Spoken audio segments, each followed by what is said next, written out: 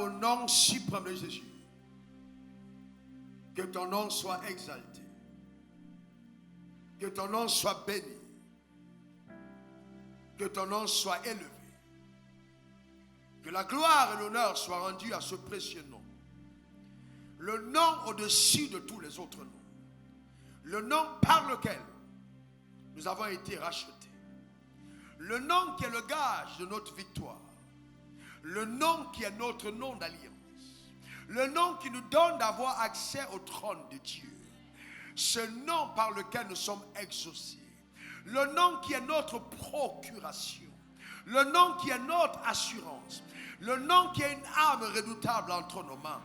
Nous venons, Seigneur, te rendre grâce. Merci de nous accorder en ce nom aujourd'hui d'avoir accès à la connaissance révélée de ta parole et surtout que la puissance contenue dans mes propos prophétiquement puisse affecter radicalement la vie de toutes les personnes connectées à cet autel.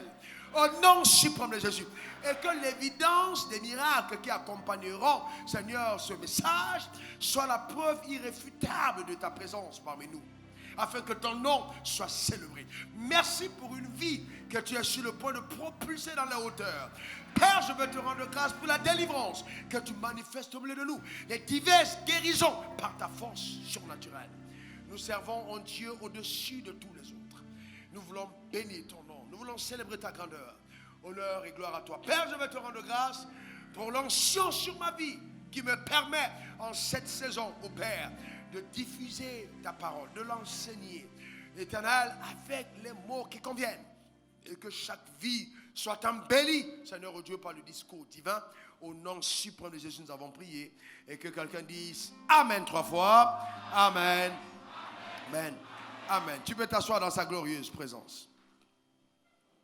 Je n'ai pas l'intention d'être long ce soir, mais nous allons avoir une mouvance assez prophétique parce qu'après je vais prier pour chacun d'entre nous et même les personnes connectées en direct afin que nous puissions conquérir notre royaume. Ton amen m'embête. Matthieu 4, verset 8 à 11.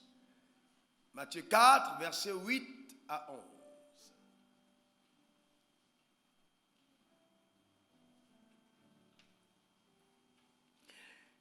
Le diable le transporta encore sur une montagne très élevée.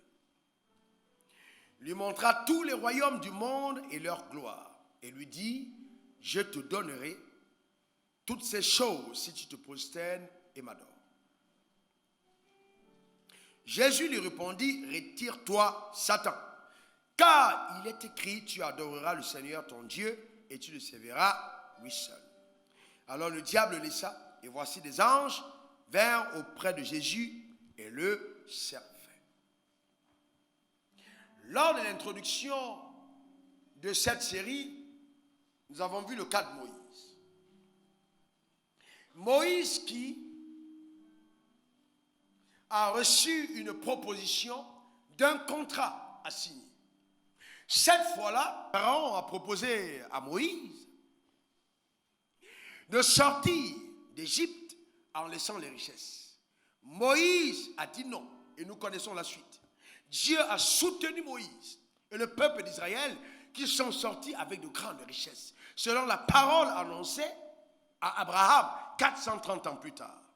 Sauf que cette fois-ci, nous voyons un autre type de contrat, mais c'est toujours un contrat que Satan va proposer à Jésus. Voyez-vous, il vient et lui dit, écoute Jésus, regarde tous ces royaumes de la terre et leur gloire. Si tu te prosternes et m'adores, je te les donnerai. Donc il propose à Jésus un contrat. Le contrat c'est lequel? Je vais te donner la gloire, je vais te donner ces richesses, mais adore-moi. Il y a une différence entre l'autre contrat qui était proposé à Moïse. Celui de Moïse était, tu sors les mains vides, avec vos enfants, vous allez adorer Dieu. Mais cette fois, à Jésus, il est dit, prosterne-toi devant moi, adore-moi, je te donne ces royaumes. Jésus dit non. Vous allez vous rendre compte que dans les deux cas, voyez, le diable ne peut jamais te proposer ce qui n'était pas réservé. C'est parce qu'il était réservé à Moïse de sortir le peuple avec de grandes richesses que justement, Pharaon lui a proposé de laisser les richesses. Et dans le cas de Jésus, il lui est plutôt proposé de se prosterner devant Satan et de recevoir tous ses royaumes. Est-ce que quelqu'un comprend? Et leur gloire. Et qu'est-ce que Jésus a dit? Il a dit, non, je ne suis pas d'accord. Est-ce que quelqu'un comprend ça? Donc c'est important de le comprendre. Mais maintenant, regardez attentivement. La Bible parle ici des royaumes. Pas un royaume, les royaumes de la terre et leur gloire. Nous devons comprendre que sur cette terre, il y a plusieurs royaumes qui gouvernent la terre. Il y a plusieurs royaumes. Je ne parle pas simplement du royaume de Dieu ou du royaume du diable, mais je parle de ces petits royaumes-là qui en fait constituent l'oppression de Satan et qui gouvernent la terre. D'accord? Et donc, je vais vous donner la liste de ces royaumes. Nous avons premièrement le royaume de l'économie ou des affaires. Le royaume de l'économie ou des affaires. Vous avez le royaume de la politique. Vous voyez? La politique. Vous voyez, si vous ne contrôlez pas le domaine politique, c'est clair que votre influence est limitée parce que la politique prend la décision de la gestion des nations. D'accord? Donc le royaume de la politique est extrêmement important. Mais qu'est-ce que l'Église a fait? L'Église s'est focalisée simplement sur le royaume des cieux sans être impliquée à la conquête des royaumes qui justement gèrent la terre. Politique, économie, religion. La religion. Voyez-vous, quand on parle de religion, je ne parle pas d'église. Je parle de religion d'abord. Vous allez vous rendre compte que dans le domaine de la religion, même la religion, le diable a infiltré ce royaume et aujourd'hui, si on vous demande les leaders religieux les plus influents, on ne citera pas les noms des pasteurs charismatiques, on ne citera pas les noms des personnes qui sont nées de nouveau. On va vous donner des noms des personnes qui en fait sont des relais de Satan sur terre. Mais ils maintiennent les gens en captivité. Pourquoi? Parce que Satan sait que dans le subconscient de l'homme, l'homme cherchera Dieu. Donc il a infiltré la religion pour que quand on cherche Dieu, on trouve ses agents. D'accord? Qu'on trouve ses agents. Il le sait. Donc c'est pour ça que vous allez vous rendre compte que quelqu'un peut aller dans tel endroit, dans tel autre endroit, simplement parce qu'il sait que l'homme aura envie de chercher Dieu. Et donc, il faut qu'il place ces gens dans la religion. Et la Bible nous a avertis qu'à la fin des temps, on aura des messagers de Satan, les gens qui vont prêcher la doctrine des démons. Oui. Pourquoi? Parce que même dans le secteur de la religion, c'est infiltré. Il faut faire une différence entre la religion et l'église. L'église est supposée être la colonne et l'appui de la vérité pour montrer à toutes les personnes qui ont infiltré le domaine de la religion que s'ils veulent rencontrer Dieu, ils peuvent passer par une seule personne. Cette personne s'appelle Jésus. Aussi longtemps qu'une religion ne met pas Jésus comme la porte d'accès qui t'amène à être en contact avec Dieu, cette religion n'est pas de Dieu. Même si dans cette religion, on y a mis la croix. La croix ne veut pas dire que Dieu est présent. Ce qui garantit la présence de Dieu, c'est Jésus-Christ. Il n'y a aucun nom sous le ciel par lequel nous pouvons être sauvés en dehors du nom de Jésus. Aucun. D'accord? Et donc quand on parle comme ça devant les évangéliques charismatiques, ils sont contents. Ils sont contents parce qu'ils pensent tout de suite à leurs cousins de l'autre côté qui ont mis peut-être sa mère à la place du fils. Mais dans nos églises charismatiques, certains ont mis le pasteur à la place de Jésus. Donc Jésus doit être le centre. D'accord? Jésus doit être le centre. Tant que Jésus n'est pas le centre, alors nous ne sommes pas dans l'église. Donc il y a aussi le royaume de la religion. D'accord? C'est important. Il y a des gens qui sont appelés dans ce domaine. Il y a le royaume de l'art et de la culture. L'art et la culture. Vous voyez, un bon bassiste, un bon pianiste, un bon guitariste, le don ou le talent avec lequel il s'exprime n'est pas un talent diabolique. C'est un talent divin.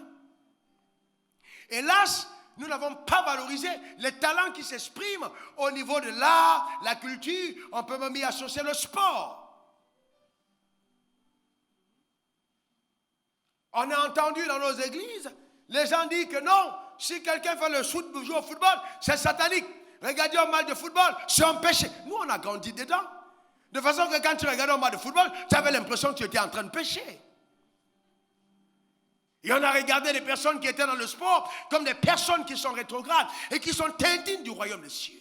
Comme si la personne qui jongle un ballon avec une technique innée a été conçue par le diable. Non, Dieu utilise justement tous ces royaumes pour pouvoir amener la terre à la connaissance du Dieu véritable.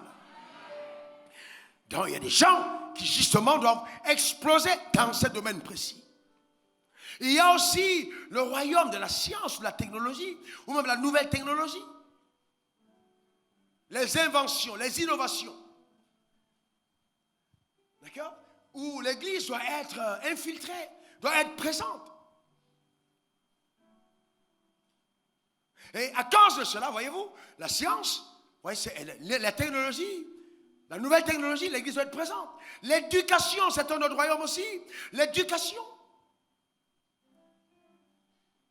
Et vous savez, le diable est tellement rusé qu'il a infiltré dans cette dispensation, sérieusement infiltré justement le royaume de l'éducation. Dites-moi, quelle utilité sommes-nous à notre génération si notre implication, c'est simplement être à l'église, taper les mains, danser, chanter, crier, rentrer? Et nous ne pouvons pas impacter la société dans un de ces royaumes précis. Combien de nous sommes impliqués véritablement dans l'éducation? Alors que l'éducation, c'est la clé. Vous parlez de règne, mais vos enfants vont dans quelles écoles?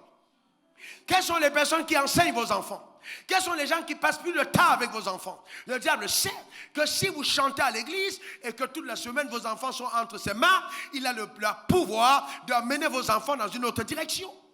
Donc on ne peut pas influencer la terre sans l'éducation. Est-ce que vous me comprenez? C'est important. Il y a les médias, la communication. Écoutez aujourd'hui, tous les royaumes, tous les gens qui prennent le pouvoir, les médias qui sont relais dans le monde, que ce soit RFI, TVC, etc., que CNN, sont contrôlés en majorité par les puissances occultes. Ce sont les gens qui, dans les puissances occultes, quand ils veulent mettre un président quelque part, ils font passer l'information qui les convienne. Ils peuvent grossir un fait, car ils savent que l'information est un pouvoir. On peut influencer, on peut amener. Regardez, c'est par l'information que tous nos grands leaders sont devenus aux yeux du monde comme étant des dictateurs méchants. Pourquoi? Parce que ce que tu entends a un impact sur ce que tu crois. Et donc si l'Église ne s'implique pas dedans, pour dire il faut qu'on contrôle les médias, il faut qu'on passe l'information qu'il faut, bien frère, on va prier, on va jeûner, mais l'influence ne sera pas possible. Je vais vous dire une vérité, prier et jeûner ce n'est pas suffisant pour régner. Si la prière et le jeûne étaient suffisants pour régner, nos nations auraient totalement changé. Il ne faut plus que ça. Il faut qu'on pense à récupérer ces royaumes. Satan a dit à Jésus, prosterne-toi devant moi, je te donnerai ces royaumes. Maintenant, suivez-moi bien, frères et sœurs. Vous voulez que je vous dise la vérité? Il y a beaucoup de croyants qui sont entrés dans nos églises. Et parce que l'église n'a pas parlé de ça, le diable les a happés. Ils sont devenus agents de Satan. Ils sont entrés correctement et après les loges les ont pris. Vous voyez, il est chrétien, mais il est dans les loges sataniques. Pourquoi? Parce que l'église ne propose aucune alternative de règne. L'église ne parle pas du discours qui correspond à leur appel. Ils sont obligés d'aller secrètement s'allier avec le diable. Mais, je veux dire à quelqu'un ici, tu n'as pas besoin de ça. Ton amen m'embête. Tu n'as pas besoin de ça. Il n'y a aucun contrat signé avec Satan qui te donnera d'être épanoui dans la vie. Ce sera la désolation et la ruine. Tu n'as pas besoin de signer ces contrats. Donne-moi le meilleur amen. Dis encore amen.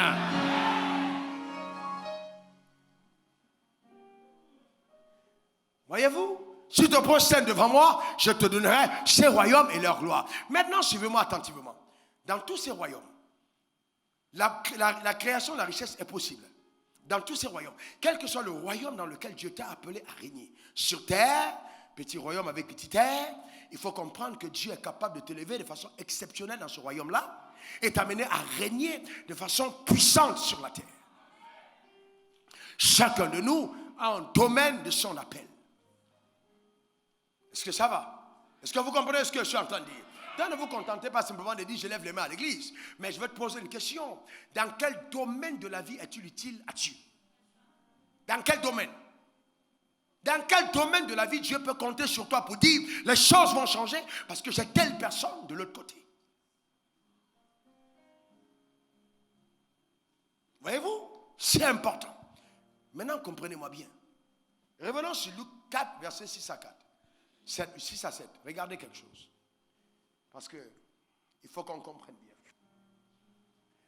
Regardez quelque chose. Le texte de Luc va nous ramener comme Matthieu dans la même scène, sauf qu'il va nous donner une information un peu plus importante ici. Il dit, je te donnerai toute cette puissance et la gloire de ces royaumes. C'est-à-dire dans chacun de ces royaumes, il y a une gloire.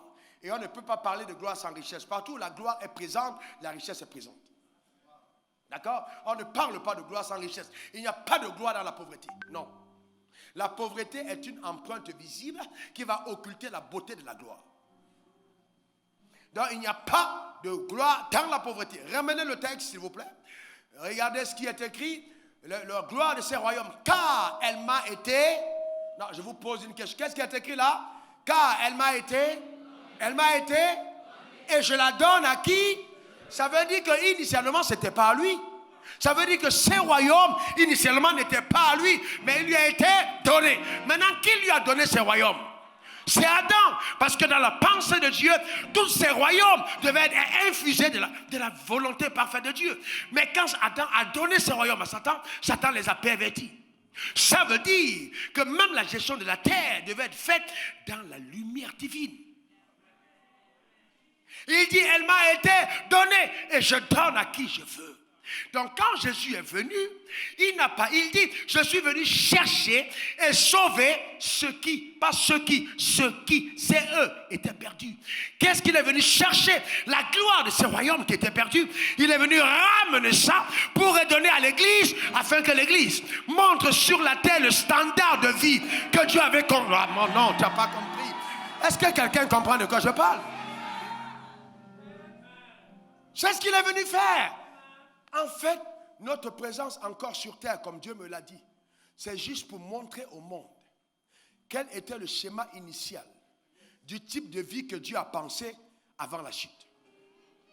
Donc Dieu t'a laissé sur terre pour que quand les gens te regardent, ils aient au moins une image de ce que ça correspond, le Dieu qu'on adore. Et le genre de vie qu'on mène avec lui. C'est pour ça que Dieu te laisse. Ces royaumes, il dit, ils m'ont été donnés et je donne à qui je veux. Mais si quelqu'un qui a illégalement pris ces royaumes, oh non, peut donner à qui il veut, qu'en est-il donc du propriétaire légitime original? Est-ce que quelqu'un comprend? Qu'en est-il du propriétaire légitime original?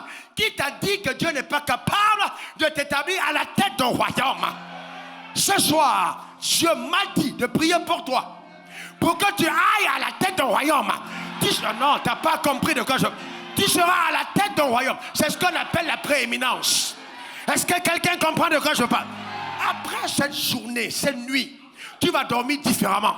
Tu vas rêver différemment. Tu vas voir différemment. Tu vas penser différemment. Les gens auront tendance à croire que tu as mis ta main quelque part. L'une des choses, homme de Dieu, que le diable a faites, et qui est terrible, c'est que quand on voit la gloire, il veut qu'on cite son nom. Quand on voit la gloire, il veut qu'on cite son nom. Mais Dieu m'a suscité pour que ça change. Ton amen m'embête. Dieu m'a suscité pour que ça change. Écoutez, avant, quand on dit une fille va épouser un pasteur, la famille pleure. C'est une malédiction. Pourquoi? Parce qu'on dit non, notre fille va aller souffrir. Parce qu'on avait l'image du pasteur avec le pantalon percé, qui a une grosse croix sur le cou, et qui maintenant s'en va servir Dieu avec des tapettes. Oh, pourquoi la famille pleure? Parce que personne ne veut voir son enfant souffrir. Maintenant, quand une fille veut se marier, on dit je vais épouser un pasteur. Alléluia, gloire à Dieu. Alléluia. Pourquoi? Parce que l'image a changé. Il est important que les choses reviennent à leur place. Je déclare sur ta vie, quel que soit le royaume où Dieu t'a appelé, la gloire de Dieu sera visible. Dis encore Amen. Dis encore Amen.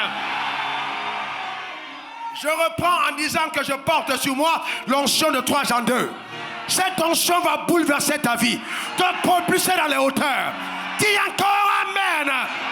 Que quelqu'un dise je suis en témoignage. Dis-le encore. Dis-le encore. Est-ce que vous savez que c'est pour ça qu'on est sur terre? Acte 1, verset 8. Vous recevez une puissance. Le Saint-Esprit descendant sur vous et vous serez mères. Le témoignage en question, c'est pas parler. C'est pas parler. C'est-à-dire le style de vie que tu mènes. Amèneront les gens à se rendre compte qu'il y a meilleur sur terre. Le diable est un menteur. Le diable est méchant. Mais je vous déclare, à partir de toi et de moi, la gloire de Dieu sera vue sur terre. Dis encore un bon Amen.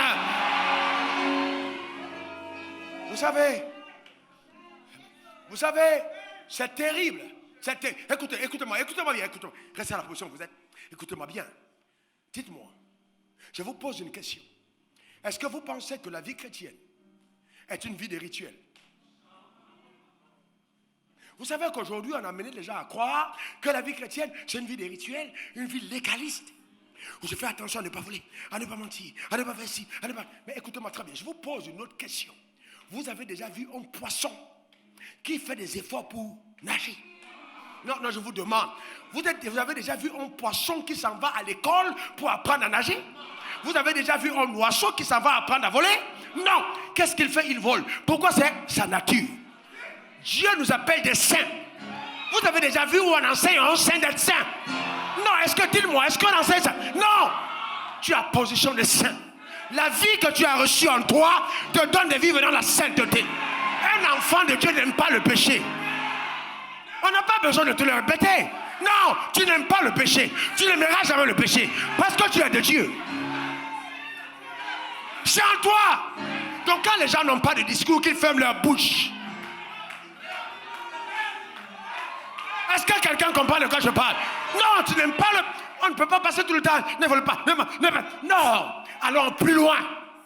Allons plus loin. Que Dieu délivre le leadership en francophone. Allons plus loin que ça. Quel mensonge. Quelle insulte. Oh non. Vraiment, faites attention à la richesse. Mais pourquoi tu prends les offrandes?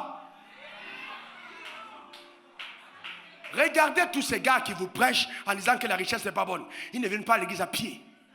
Ils ont des grosses voitures. Ils ont des grosses maisons. Ils font de la misère du peuple un capital. C'est leur fonds de commerce. Dans te donnant l'espérance d'une vie meilleure. Écoutez, je vous parle des choses que Dieu m'a dites. Des choses que Dieu m'a dites. C'est la raison pour laquelle je suis né. Personne ne me fera taire. J'ai vu la misère de ce peuple. Écoutez-moi très bien. Tu vas passer à un autre niveau. Ton amen m'embête. Tu vas passer à un autre niveau.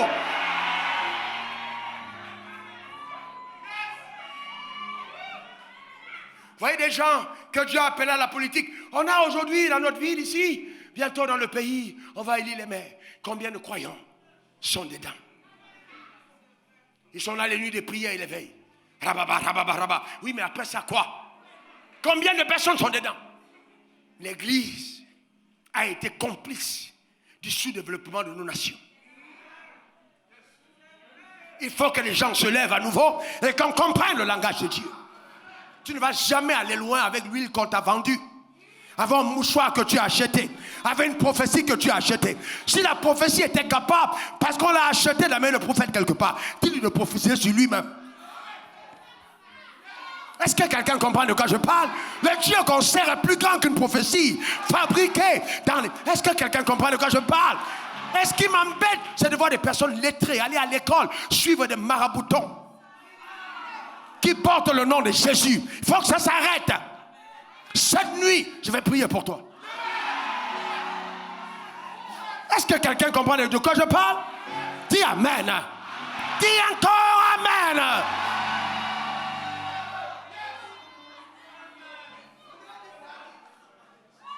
Est-ce que quelqu'un est avec moi? C'est important qu'on comprenne. Dis, je suis un témoin. Dis, je suis un témoin. Et le Dieu que j'adore est capable de lever. Il est capable de bénir. Et il intervient radicalement dans mes circonstances. Au nom de Jésus. Dis encore Amen. Dis encore Amen. Alléluia. Amen. 1 Samuel 2. Regardez ça. 1 Samuel 2. Regardez. 1 Samuel 2, 7.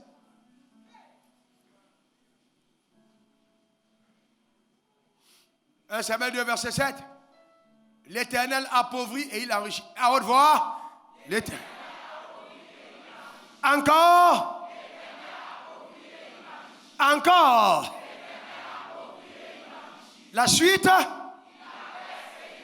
Encore. Waouh.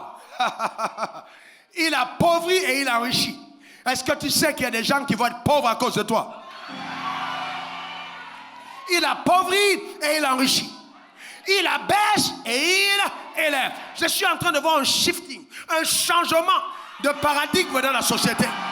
Je suis en train de voir Dieu élever une nouvelle génération de personnes. Mets ta main sur ta tête et dis c'est ma portion. Dis encore c'est ma portion. Tu n'es pas venu sur la terre accompagner les autres. Dis-le encore c'est ma portion. Dieu est capable d'élever et ta vie en témoignera. Regardez la suite de ce verset. Verset 8. De la poussière, il retire le pauvre. Du fumier, il relève. Waouh! Ça veut dire que quand Dieu te rencontre pauvre, il a une seule intention. C'est de te sortir de là. Waouh! Du fumier, il relève l'indigent pour les faire asseoir avec les grands. Waouh! Avec les grands. Apprête-toi à déménager. Apprête-toi à changer de place pour retrouver la tienne. Alléluia. Amen. Vous savez, frère, certains d'entre vous ne comprennent pas pourquoi j'ai une telle haine quand je parle de ça. J'ai vécu dans des situations où on m'a regardé en face et puis on m'a chosifié. Un jour, j'ai rencontré un pasteur. J'ai jamais oublié cette histoire. J'étais habillé dans un digne qui avait besoin d'aller en retraite. À la Riviera. En chaussures. Je suis venu voir le pasteur après son prêche. Je voulais le saluer. Il m'a chosifié. Il m'a regardé avec dédain. Et il s'est occupé d'autres personnes qui avaient l'apparence plus considérable. Je venais simplement lui dire que j'ai aimé ton message. Sauf que je faisais partie des indigents que Dieu était en train de délocaliser. J'ai dit, il y aura une délocalisation. Ton amènement bête, une délocalisation. Dieu te fait changer de place. Je suis rentré chez moi, l'âme abattue. Le pasteur m'a chosifié. Mais vous savez, ne permettez jamais au regard des autres de vous donner d'habiter la vallée. On peut remarquer que tu es dans la vallée, mais la Bible dit tu traverses. Il ne faut jamais bâtir ta maison dans la vallée. Ne jamais construire ta maison dans la vallée. Ne mets jamais ton immeuble dans une vallée. Si tu es dans la vallée, c'est que tu vas là traverser. Dis je traverse. C'est une délocalisation. Dis-le encore.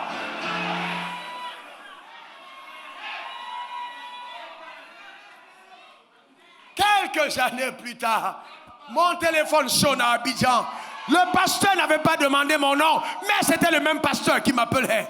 Et il dit, révérend Wafo, c'est toi? Oui, il dit oui. Et il dit, je t'appelle, je suis un tel, je t'appelle du Gabon.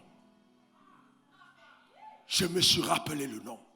Il dit, s'il te plaît, homme de Dieu, est-ce que tu peux venir chez nous, je t'en supplie, pour prêcher? On va te donner 1 million. J'ai touché 15 000. Le même pasteur qui m'a chosifié, qui ne savait pas que c'était moi. Parce que quand vous êtes dans la galère, vous seul connaissez votre image. Mais quand je vous sors de la galère, les gens qui vous ont vu avant, ils ne vous reconnaissent pas. Est-ce que quelqu'un comprend? Ils ne savaient pas que c'était le même gars. Pourquoi Pourquoi? Parce que les choses avaient changé. Le portrait que tu as mis dans ta maison aujourd'hui n'est pas celui qui va demeurer. Tu vas le garder dans l'armoirie de tes témoignages. Parce que Dieu te donne une autre image. C'est elle qui sera dans ton salon. Quelqu'un n'a pas compris ce que je suis en train de dire. Cela arrive dans ta vie ce soir. Au nom suprême de Jésus. Quelqu'un dit yes.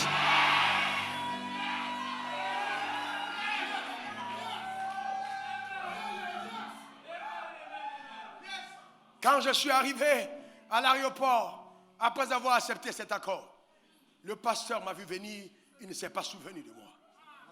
Il ne savait pas que c'était moi. Même quand je suis arrivé, même sa manière de me loger, comprenait qu'il avait un problème de rééducation mentale.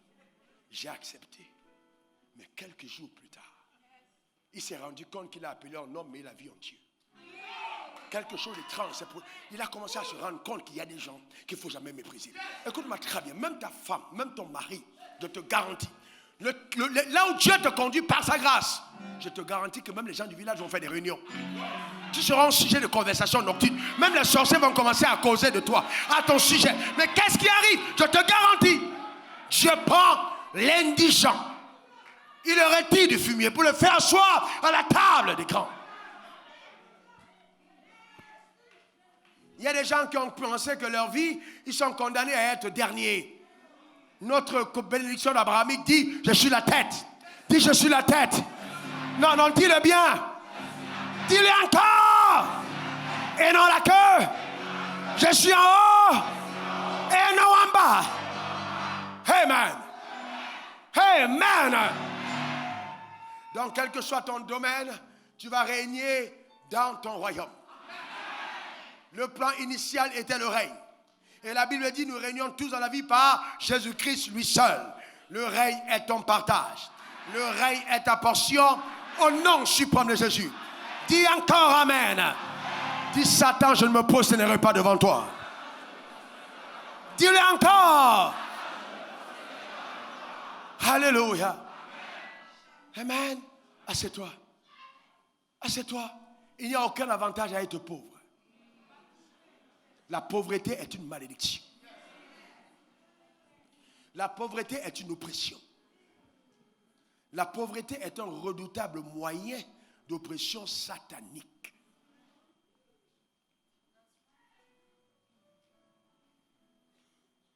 La gloire de Dieu est toujours accompagnée de richesses. Et maintenant, ce que je vais te faire savoir, c'est que vous ne pouvez pas contrôler un royaume sur la terre en étant pauvre. Impossible. Le contrôle d'un royaume sur terre ne se fait qu'avec la richesse. Vous ne contrôlez pas dans la pauvreté. Non. Vous ne pouvez pas contrôler dans la pauvreté. C'est impossible. Impossible. C'est impossible. On ne contrôle pas dans la pauvreté. C'est pourquoi Dieu veut 3 Jean 2, que tu prospères à tous égards et sois en bonne santé, comme prospère l'état de ton âme. Pourquoi? Parce que la sagesse du pauvre, regardez bien, Ecclésiaste 2, verset 16, d'accord? La sagesse vaut mieux que la force. Cependant, la sagesse du pauvre est méprisée. Et ses paroles ne sont pas écoutées. Dans la pauvreté, tu n'es pas écouté. Je peux vous dire que j'ai été dans les deux camps. Ma vie ressemble à celle de Moïse. J'étais dans les deux camps, sauf que moi j'ai commencé du côté ici pour aller de ce côté. Vous savez, Dieu même quand il veut sortir le peuple d'Israël, pour amener le libérateur, il le donne d'être élevé par Pharaon. Imaginez-vous vous-même, je vous pose une question. Vous êtes Dieu, vous voulez libérer votre peuple. Si vous aimez la pauvreté, vous gardez votre fils chez les pauvres. Mais pourquoi il passe 40 ans d'abord chez Pharaon?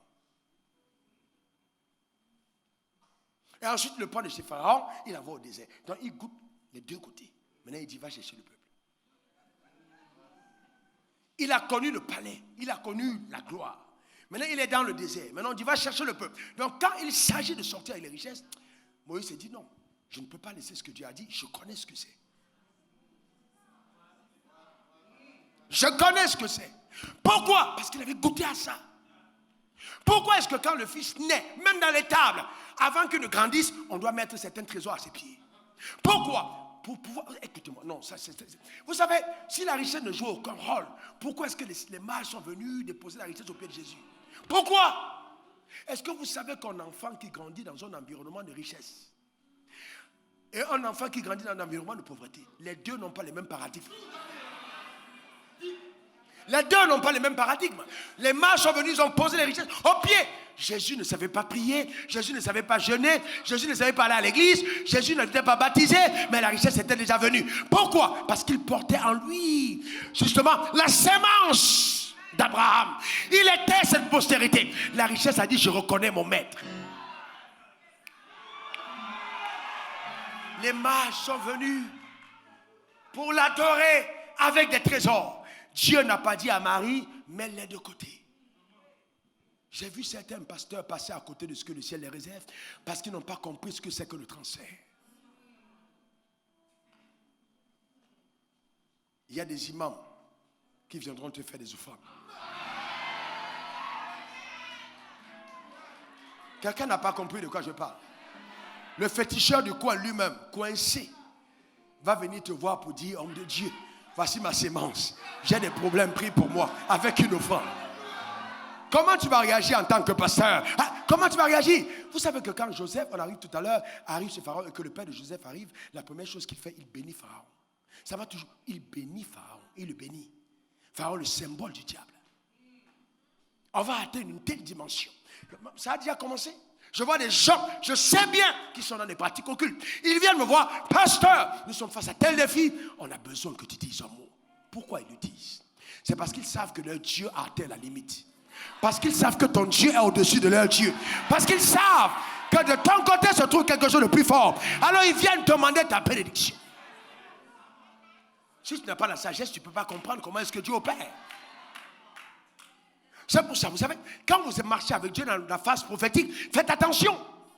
Faites attention, parce que quand même Élie ferme le ciel, Dieu n'envoie pas la colombe. Le ciel est fermé. La colombe ne vient pas, la perdrix ne vient pas, le moineau ne vient pas. Ce qui vient, le corbeau, animal impur. Le nourrit, toujours pain et viande. Quand Dieu est avec toi, et il dit, quand j'approuve les voies d'un homme, je dispose me favorable à cet égard, tous ses ennemis, je parle sur ta vie, et je déclare que tes ennemis seront aussi ta source de provision. Au nom suprême de Jésus, donne-moi le meilleur des amens. Ceux qui t'ont combattu verront la main de Dieu sur toi. Dis encore amen.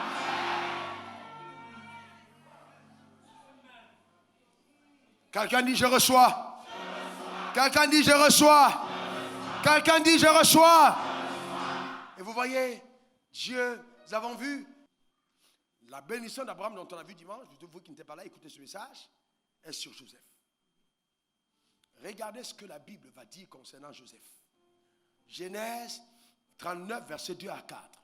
Pour que tu comprennes que ce que je dis n'est pas inventé. Regardez Genèse 39, 2 à 4. L'Éternel fut avec Joseph et la prospérité l'accompagna. On est d'accord? La prospérité l'accompagna. Il habitait dans la maison de son maître, l'Égyptien. Verset 3. Son maître vit que l'Éternel était avec lui et que l'Éternel faisait prospérer entre ses mains tout ce qu'il entreprenait. Joseph trouva grâce aux yeux de son maître, qu'il l'employa à son service, l'établit sur sa maison et lui confia tout ce qu'il possédait. Pourquoi? Parce que la bénédiction d'Abraham était sur Joseph.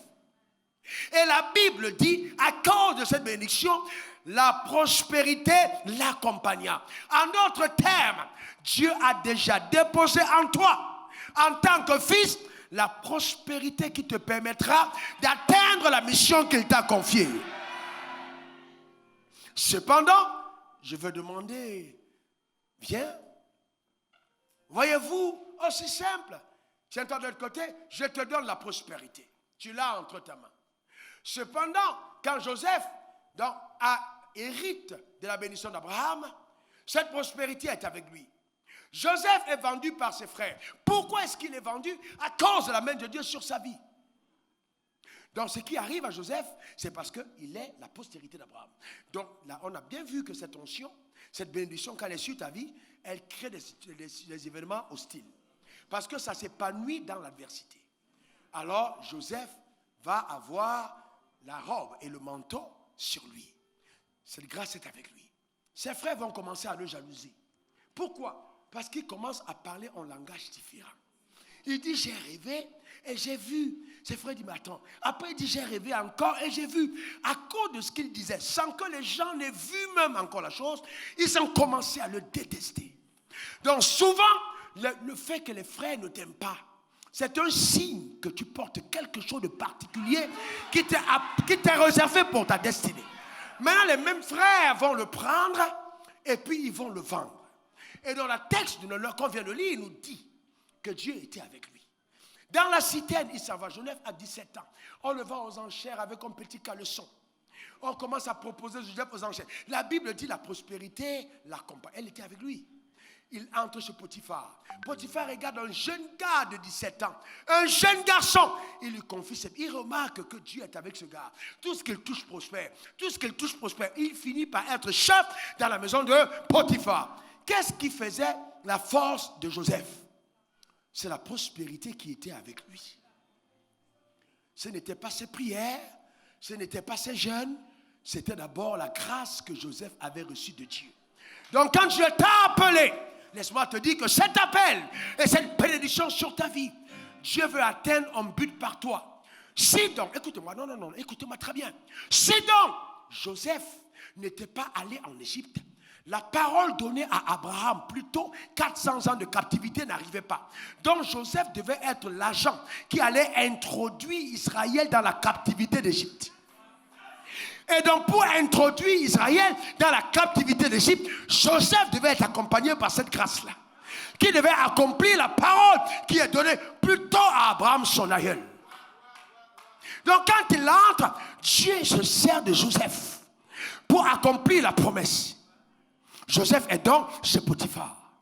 Et comme il est à l'aise, mais dans son à l'aise, le plan de Dieu est suspendu. Dieu doit créer un autre événement pour le faire sortir de Potiphar. Parce qu'il avait atteint le plafond de son exposition chez Potiphar. Il doit donc maintenant faire un séjour, escale technique dans la prison. Mais pendant qu'il part dans la prison, la prospérité s'en va avec lui en prison. Même en prison, les chefs prisonniers remarquent que ce gars est prisonnier, mais il y a quelque chose qui est sur lui que les autres n'ont pas. On l'établit chef en prison. Les chansons et le panetier arrivent. Comme la prospérité l'accompagnait, cette grâce était avec lui, les gars rêvent, le gars donne l'explication. Il rêve, les gars donnent. Il part 2 ans, il oublie. Personne ne le recommande. Vous savez que quand Dieu est avec vous, souvent vous avez l'impression que même les gens ne vous aiment pas. On invite tout le monde, on ne t'invite pas. Tu fais même des efforts d'avoir des relations avec les gens, mais ils sont toujours contre toi.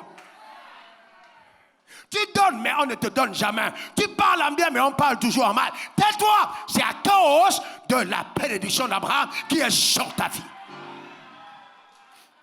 Joseph est en prison. Ses frères l'ont oublié, mais il n'a pas oublié ses frères. Parce que pour tout le monde, il était mort. Pour les autres, même s'il est quelque part, il n'est rien devenu. Son père a pleuré son deuil. On a vu le manteau, on a vu le sang, mais Joseph était toujours en vie. 2 ans plus tard, à cause de la grâce que Joseph porte, l'onction qui est sur sa vie, la bénédiction qui l'accompagne, va entrer dans la maison de Pharaon.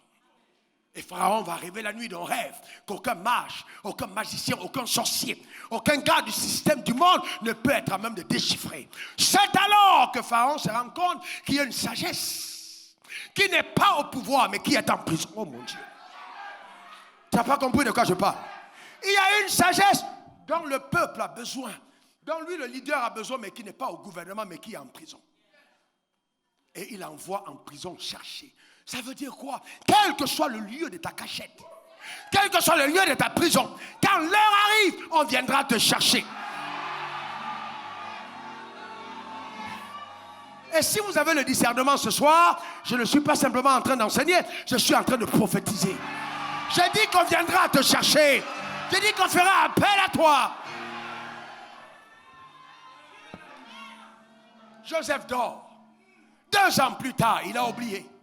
Quand le rêve arrive, oh Pharaon, j'ai péché contre toi, il y a un gars en prison. Ce gars-là, c'est un Dieu. Quand il parle, ce qu'il dit est exact. J'en ai fait l'expérience.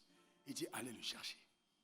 Ce jour-là, vous savez, dans l'intimité de Joseph, il savait au fond de lui que son heure arriverait.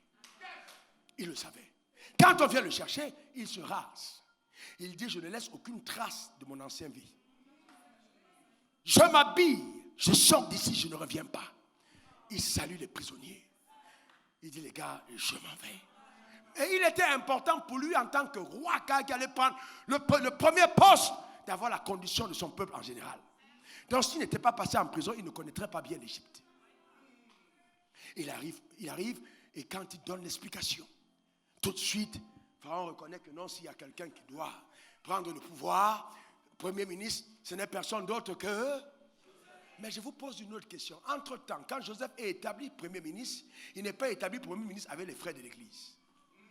Tout son cabinet, quand ils se mettent en réunion, en ci, il a les francs plombiers. À gauche, il y a les bleus croix. Tous sont là à table. Mais il est le premier ministre. C'est-à-dire que quand ils sont assis, Joseph n'est pas en réunion, tout le monde installe. On va dire maintenant que tout le monde se lève, le premier ministre arrive. Joseph fait son entrée. Et tous ces gars se lèvent pour accueillir leur patron. Est-ce que quelqu'un... Joseph n'a pas de pasteur, mais il a Dieu avec lui. Joseph ne va pas à l'église, mais Dieu est dans son cœur. Est-ce que quelqu'un comprend de quoi je parle? Il est assis sur la table et il règne. Pourquoi? Parce que Dieu l'avait choisi. Il y a des missions que Dieu te confie que l'église peut ne pas comprendre. Est-ce que quelqu'un comprend? Il est assis et il règne. Ordre du jour. Il évacue les dossiers. Les gars sont admiratifs. Je vous pose une question. Pensez-vous qu'il n'y a pas d'autres ministres qui ont été tentés de quitter leur histoire là pour venir chez Pharaon, chez Joseph? Pourquoi? Parce qu'ils ont vu l'évidence d'une lumière. Et Joseph a dû leur raconter que moi, dans moi, je suis juif. J'ai la main de Dieu sur ma vie. Je descends d'Abraham. Nous sommes un peuple spécial. Et il y a une grâce sur moi. Et la belle histoire, c'est qu'après avoir, le même jour, j'ai dit le même jour, je suis en train de parler cette nuit. Demain soir, quand tu reviens ici, tu as un témoignage.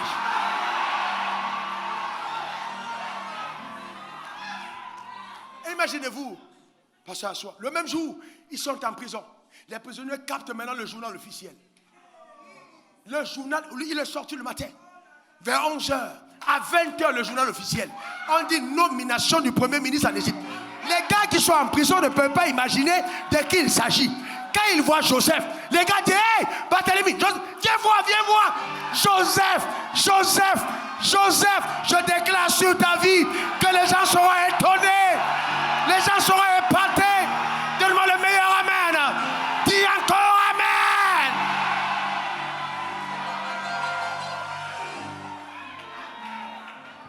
Maintenant, dites-moi. Non, dites-moi, quand c'est arrivé, Joseph est allé dans quelle école? Joseph était dans quelle école? Il était diplômé de quelle université? Mais il avait une école plus importante, ça s'appelle l'école de Dieu. Est-ce que quelqu'un comprend? Dieu l'arrête. C'est ce qu'on dit, on prend le fumier. On retire l'indigent du fumier, c'est bien ça. Nommé premier ministre. La belle partie de l'histoire, c'est que plus tard, les frères, quelqu'un dise les frères, quelqu'un dise les frères, je suis sûr que tu vivras la même histoire. Je te garantis, quelqu'un dise les frères. Est-ce que vous savez qu'il y a des gens qui viennent à moi, je sais qu'ils ne m'aiment pas, mais ils sont obligés de venir.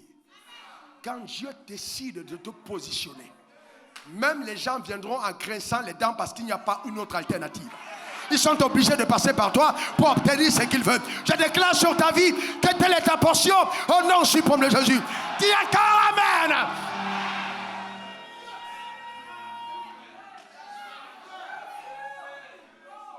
Ma Bible dit que quand ils sont arrivés, Joseph a reconnu ses frères. Ça veut dire que les frères n'avaient pas changé. Vous ne pouvez pas combattre quelqu'un qui a de l'huile, quelqu'un que Dieu a béni et vous changez. Il y a des gens qui font des surplaces à cause de l'intention qu'ils ont contre toi. Ils ne progressent pas, ils ont le même état. 20 ans plus tard, ils ne changent pas, même avec la barbe, on les reconnaît. Mais quand ils sont venus devant Joseph, la majesté de la gloire que Joseph avait, la façon dont le port a été, la façon dont il se tenait, quand ils ont dit, ça ne peut pas être notre frère, ils ne l'ont même pas reconnu. Est-ce qu'ils ne l'ont pas reconnu? C'était leur frère. Vous savez, il y a des gloires qui amènent des gens qui sont allés à l'école avec toi à douter. Ça ne peut pas être elle, non, c'est pas. Mais ils ont le même nom, non, c'est pas elle. Je la connais. Ça a changé. Ce n'est pas une affaire de produit. Il y a une beauté que tes yeux, que ta peau prend. Non, je suis sérieux. Vous savez, il y a un éclat que ta peau prend, que la pauvreté ne peut pas te donner. Vous savez, quand vous voyez quelqu'un qui sort, qui est dans la gloire, quand vous voyez même l'éclat de sa peau, c'est comme s'il dort dans le lait. Il y a quelque chose qui brille. Vous ne le reconnaissez pas. Même les cicatrices commencent à disparaître d'elles-mêmes. Parce qu'à l'intérieur, il y a quelque chose qui s'opère. Je déclare sur ta vie que telle est ta portion au nom de Jésus. Dis encore Amen.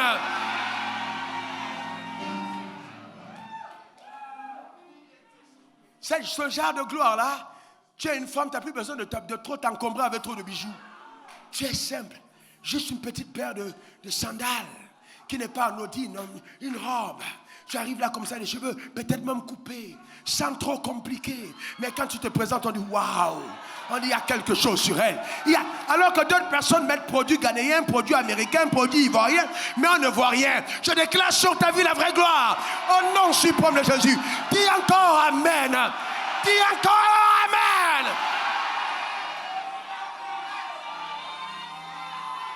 Que quelqu'un dise c'est ma portion. Quelqu'un dit c'est mon partage. Ils ne l'ont pas reconnu. Mettez-vous à la part de Joseph. Ils ne l'ont pas reconnu. Joseph a pleuré. Il a regardé ses frères. Vous savez, on n'a pas le temps d'aller dans tout ça. L'école de Dieu est indispensable. Dieu a enseigné à Joseph à ne pas en vouloir à ceux qui l'attaquent. Parce qu'il devait comprendre qu'à cause de la bénédiction qu'il a, les attaques sont indispensables. Vous avez pensé le mal contre moi. Mais moi, je pense du bien. Imaginez-vous qu'on est au pouvoir des hommes qui savent pardonner. Des hommes qui ne pensent plus aux mauvaises choses qu'on les a faites. C'est ça un grand leader.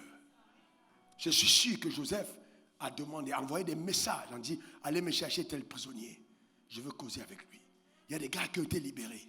Vous savez, vous êtes en prison avec quelqu'un, mais vous n'êtes pas dans la même cause. Il faut faire attention. Parce que le prisonnier que tu côtoies peut être le chef qui va te libérer demain.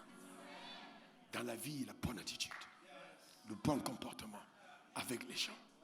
Est-ce que quelqu'un comprend? Si Joseph était méchant et rancunier, il n'aurait pas interprété les songes de les chansons et de panetier. Mais parce qu'il était quelqu'un qui pardonnait, il a rendu service. Et ce service-là, même quand il a oublié, le gars s'est souvenu quand on avait besoin. Parce qu'il a recommandé Joseph, pas parce qu'il aimait Joseph, mais parce qu'il voulait passer pour conseiller important. Il voulait dire à Pharaon, je peux te trouver des solutions. Je connais des gens. Sauf qu'il a connu ce gars-là en prison. Est-ce que quelqu'un comprend de quoi je parle? Il ne faut jamais douter de ton futur. Tu ne peux pas imaginer de quoi Dieu est capable. Quand tu rentres chez toi ce soir, réunis tes enfants. Je parle sérieusement. Dis à tes enfants que cette nuit, j'ai découvert quelque chose. Nous n'allons plus jamais vivre comme avant. Il faut que tu prennes ce décret sur ta propre vie. Il faut que tu parles sur ta propre... Ta manière de réagir m'embête. Est-ce que quelqu'un comprend de quoi je parle? Que quelqu'un dise c'est mon partage. Que quelqu'un dise c'est ma portion. Je passe à un autre niveau. Je passe à une autre dimension. Au nom suprême de Jésus. Dis Amen 3 fois. Alors maintenant vous allez me rendre un service. Je vais vous joindre d'huile, mais en utilisant votre propre main. Sors ta bouteille d'huile si tu l'as. Ou alors partage avec ton voisin. Si tu n'as pas, vois un voisin qui a de l'huile. Prends un peu d'huile sur ta main. Vous n'avez pas écouté aux instructions prophétiques qu'on vous a données. Vous avez votre bouteille, sortez-la. Ceux qui n'ont pas d'huile, levez la main simplement. Oh là là. Oh là là. C'est compliqué. Alors là, vous savez ce qu'on va faire? On va le remettre à demain parce que si on le met, ça va être compliqué. Ok, tu l'as? Ok, alors, où sont les bouteilles que vous avez dans la salle? Toutes les bouteilles, venez devant. Toutes les bouteilles, venez. Toutes les personnes qui ont des bouteilles, venez. Vous avez des bouteilles, venez, on va faire quelque chose. Vous avez des bouteilles, venez. Vous avez une bouteille, venez. Venez. Vous avez une bouteille d'huile, venez. Tenez-vous devant le thé. Non, attendez, c'est pas grave. Ah non, vous êtes nombreux alors? Non, bon, je pensais qu'ils n'étaient pas trop nombreux. Ok, ce qu'on va faire, alors, venez. Comme j'ai déjà dit, venez.